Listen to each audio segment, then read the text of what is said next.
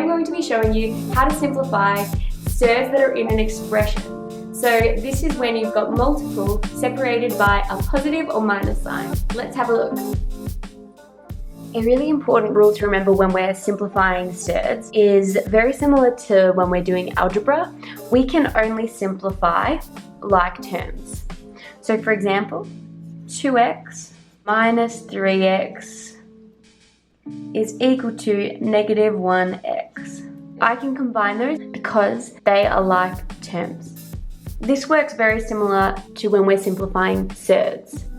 In this first example, 2 root 3 plus 7 root 3. As you can see, these two surds are the same. So I'll just underline so that you can see. They both have root 3 as their attached surd. This means that I can go ahead, combine them in the same way that I combined my x terms over here.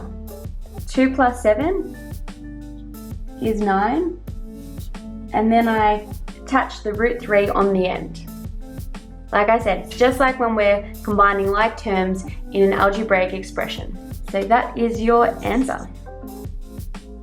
In the next example, part B, when you first look at this, you can see that these are different surds. However, we must always try to simplify a surd before we go ahead and add or subtract it. So in this case, I first simplify these two terms. I find the highest squared factor. So for my first term, this can break into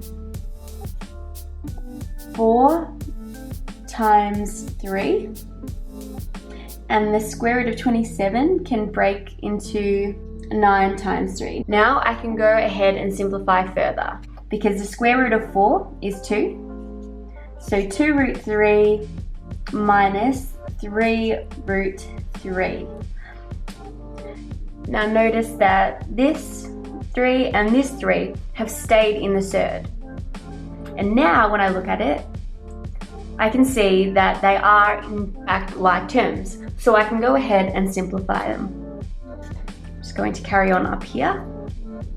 Again, from this point, I follow a very similar process as what I did in part A, where I just combined my front two numbers. Now in this case, I'm taking 3 from 2. So I'm going to end up with negative 1 root 3. Now just like when we're simplifying algebraic expressions, if x has a coefficient of 1, we leave the 1 out. So in this case, there is an invisible 1 in between the minus and the root 3. We don't need to specify that that's 1 there. So that is my answer, fully simplified. Now the third example. This one's a little bit trickier, and that's because it's got fractions, which a lot of people can shy away from. The first thing I'm going to do is, like I did previously, simplify my individual surds. Now the square root of 2, obviously that can't be simplified anymore, but the square root of 8, I can simplify that to square root of 4 times 2. And already you can probably see that we're going to have a like surd. This becomes 2 root 2 over 3 minus square root of 2 over 5. And again, I'm going to follow here. At this point, I need to set up my fractions to a point where I can simplify them. I can simplify fractions by making their denominators the same. So because I've got 3 and 5, I want it to be the lowest common denominator. A really easy way to do that in this case is to multiply 5 by 3, multiply 3 by 5, which will give me the same denominator for both. Now remember the saying, whatever you do to the bottom, you do to the top. So I'm going to multiply the top by 3 and also the left-hand top by 5. This leaves me with 2 times 5 root 2 over 15 minus 3 root 2 over 15. And I will simplify further to be 10 root 2 over 15 minus 3 root 2 over 15.